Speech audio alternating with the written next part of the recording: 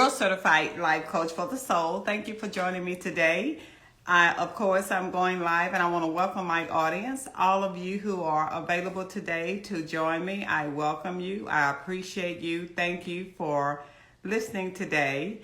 Again, this is a Coachversation and my title is Dying Love.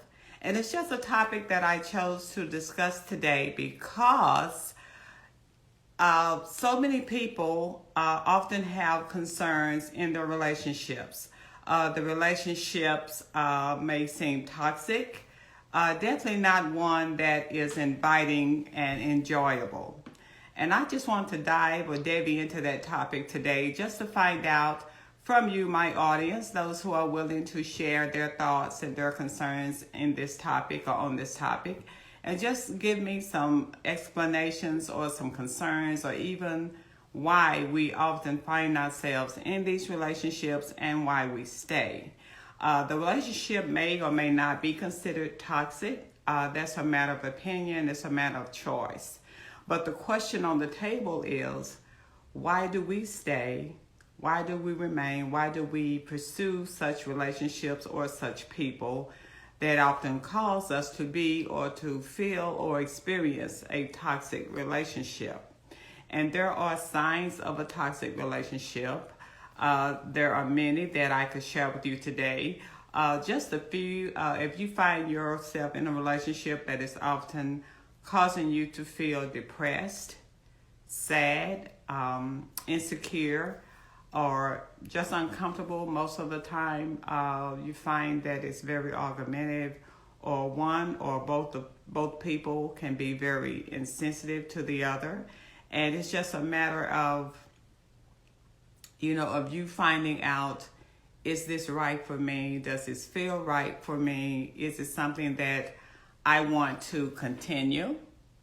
And so you have to just ask yourself these questions. And it's not a matter of whether you're happy or not.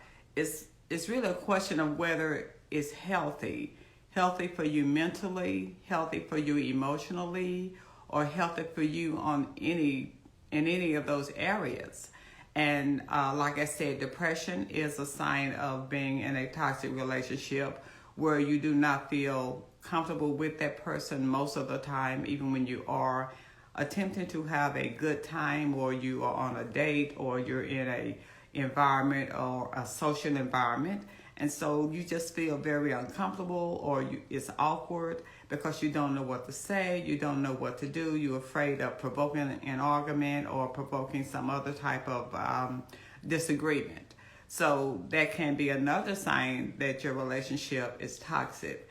And some of these signs may not be often. So I wouldn't say that these type of situations never happen, because they do. It can depend on a person's mood, and it doesn't necessarily mean that it's toxic. A toxic relationship has these type of symptoms the majority of the time. So I appreciate you for joining me again. Like I said, welcome. It's not going to be a lengthy Coachversation. My Coachversations are just that.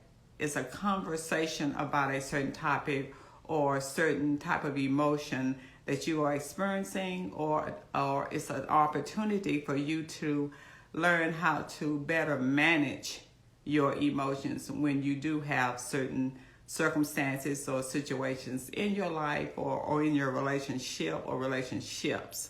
So another sign of a toxic relationship could be very verbally abusive, where you are criticized all the time, or you're the one doing the criticizing. It can work both ways. But criticism is definitely a sign. And you want to make sure that you're in an environment where you're not constantly, being put down, or constantly, aggravated or irritated with that person. Another sign could be you continue to have issues with insecurity based on what that person says or doesn't say. Like if they never compliment you, or they never appreciate you, or they never make you feel valued by them. Of course, we should always value ourselves and not rely on someone else to, lift us up or make us happy, because happy is just a temporary emotion. I consider a healthy relationship one where you find yourself being content and not necessarily made happy, because your happiness comes from within. And I prefer to have more of a peace in a relationship as opposed to someone, required or feeling obligated, to make me happy in that relationship. So those are just a few signs of a toxic relationship. And again, it's really based on the mindset of the person, your mindset. And the mindset can involve really what crosses their mind, what stays on your mind. If it's always negative thoughts, then there's nothing you can do about what a person thinks. And it's not a whole lot you can do about what another person feels. What I try to advise women, especially women in relationships, is to determine if those feelings are legitimate or if those thoughts are legitimate. And most negative thoughts, I never consider those legitimate, especially if you are having negative thoughts about yourself, your appearance, your weight, or, your hair, just your overall self-esteem. If that's something that is negative most of the time, then those are thoughts that really need to be eliminated. Your mindset needs to be what I consider renewed. You have to renew your mind, renew your thoughts, and not allow others to make you feel less than or make you feel insecure or even inferior, because no one can make you feel inferior without your permission.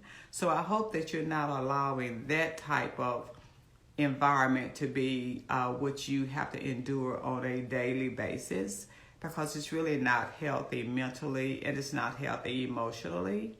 And so this is just going to be a Coachversation about maybe 30 minutes. I know it's Saturday. I'm not going to take up your afternoon.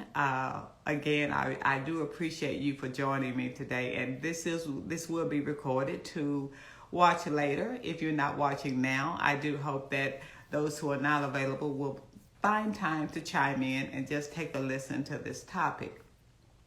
Now, dying love also refers to a relationship that you are working so hard on or putting so much time and investment in that it's just killing you emotionally to do so, or it's killing you mentally, or it's killing your groove. It's taking away your joy. It's stealing and killing, your joy. So that's what I consider dying love. You're dying to love, you're dying to be loved, and it's not being reciprocated or returned to you. You're not seeing a return on your investment. So I want to know or hear from you, why do we stay in such, relationships? So why do we, pursue such relationships when we're putting all the work in and we're not seeing a return, or what we're giving is not being given back to us? There's no, you don't see a effort sometimes to pursue what you're pursuing, or you don't see an effort to change the negativity or the unattractive behavior or whatever is causing the toxic, the relationship to be toxic, whether it's a relationship or even a marriage. And I would never encourage anyone to walk away from a situation or a person that they find value in, or that they want to continue fighting, for the relationship or fighting for the marriage. I definitely do not encourage divorce if it can be worked out, if it can be some type of, coming together or a meeting of the minds where you decide that this is worth working on, this is worth working at. I do believe in fighting for your marriage, but I do not believe that you should fight one another to fight for your marriage. You should be fighting together to work for your marriage. And again, relationships are never easy. They are never, when we make our vows in marriage, we promise to honor and, we try to make a commitment to our commitment. but sometimes it's not always fulfilled, or sometimes people change in the process over the years. And we all are going to change. We're never going to be the same all the time. But those things that we can control changing, I believe that we should try and make positive changes so that we encourage one another, we edify one another. And edify just means to lift one another up.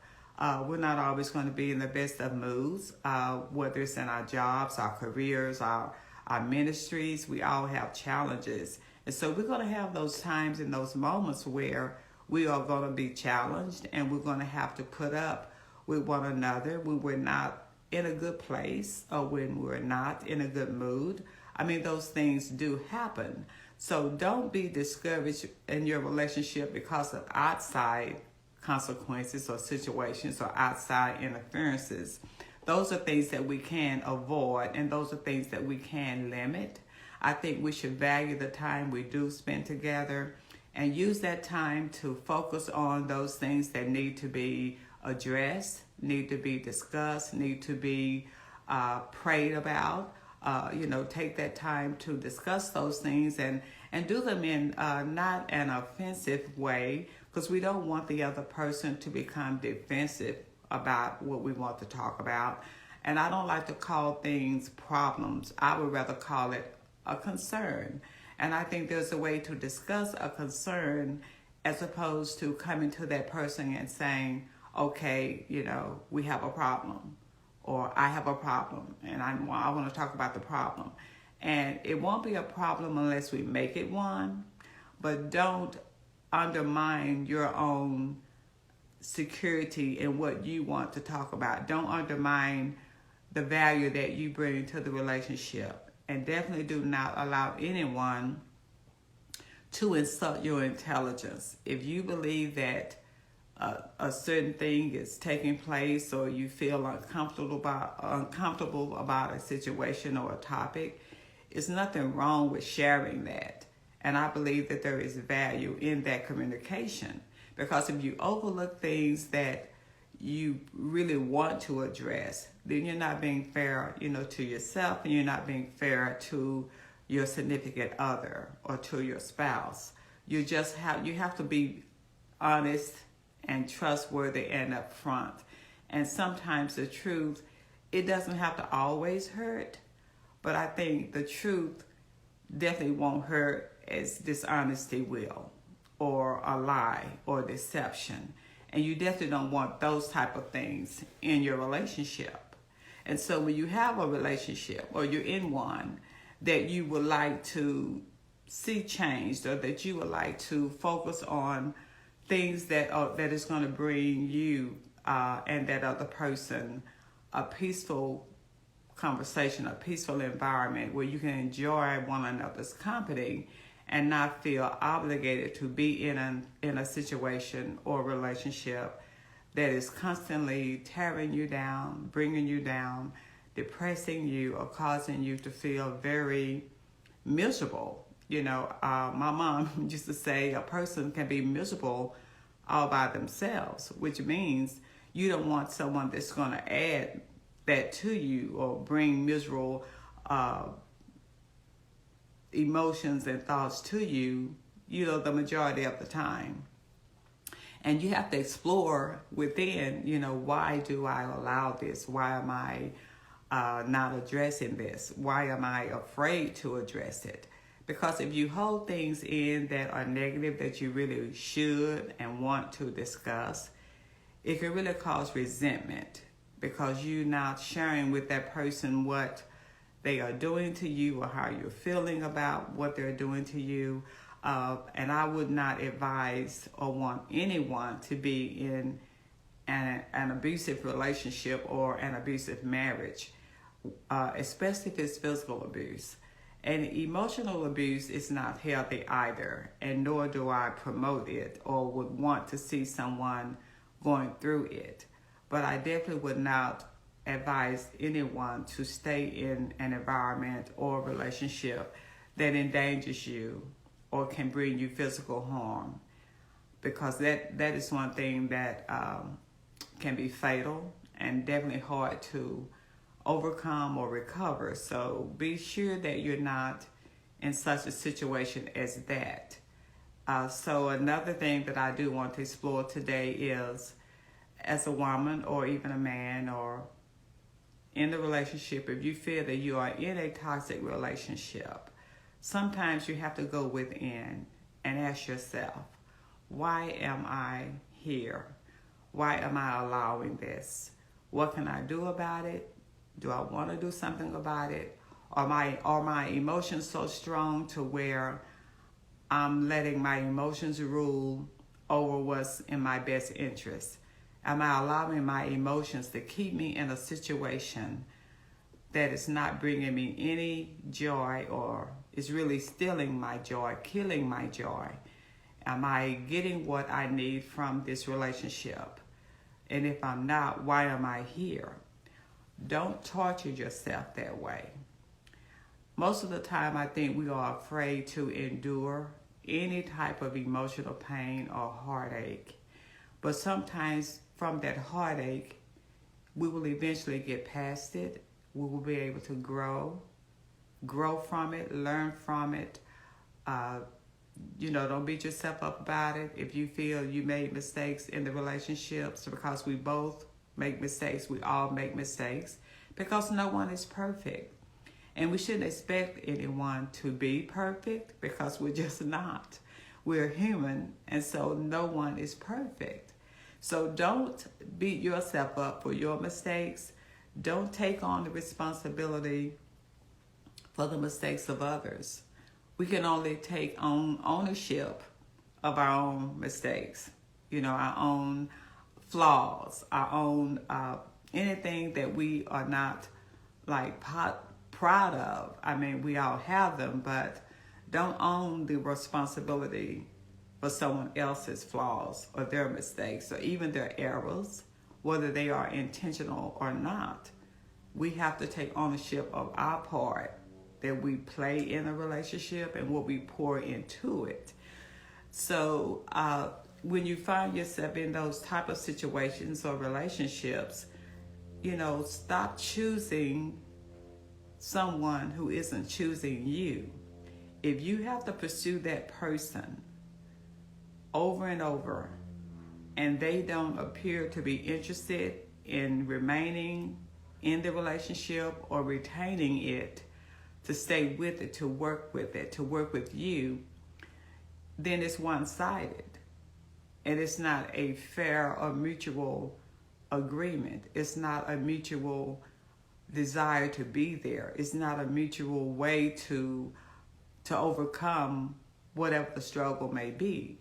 So ask yourself, why am I choosing to be with someone who apparently either doesn't want to be with me, or they're not willing to be, or maybe they just want their cake and eat it too. They want to be chased or pursued, but they're not giving you any reason to do so. If they do not have interest in you, or they don't appear to care if their actions cause you disappointment or pain or devastation or even heartache, then I see no value in choosing to be with such a person or to pursue such a person. I mean, it's just not what I would advise.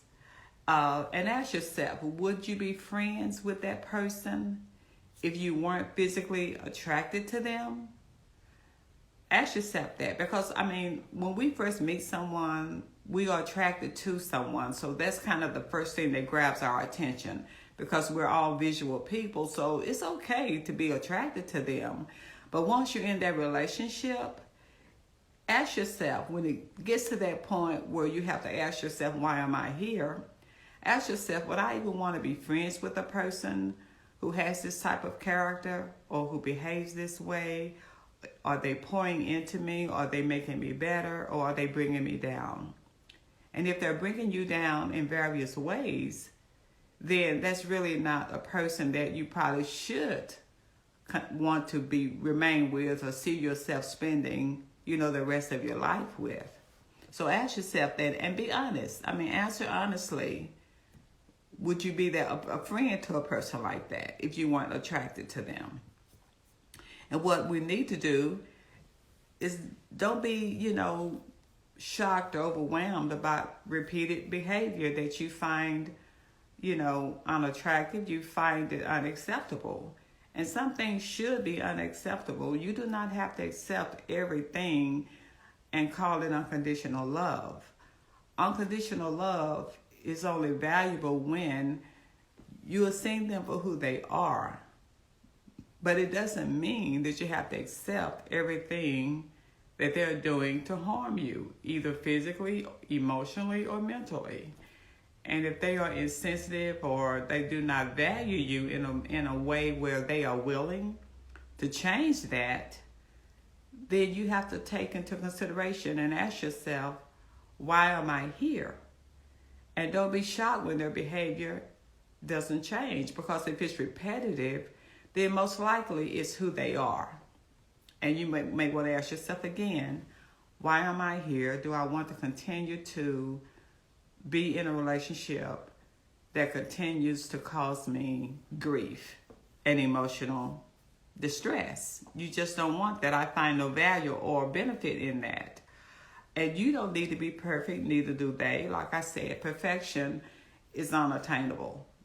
And if someone thinks they're perfect, then they're probably a narcissist, because no one is perfect, and we're not going to be. But I do believe that there is value in pursuing and having an effort or making an effort to remain in a relationship, but not if it's toxic and harmful the majority of the time.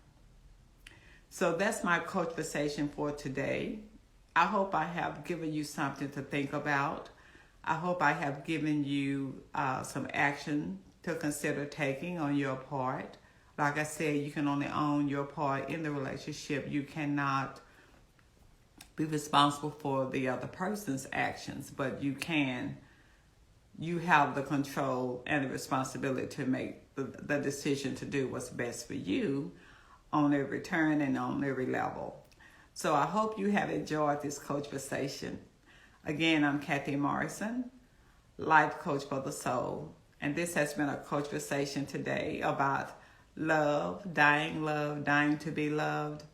And no one is worthy of you putting in an effort to where you're killing yourself and killing your joy, stealing your joy to remain with that person.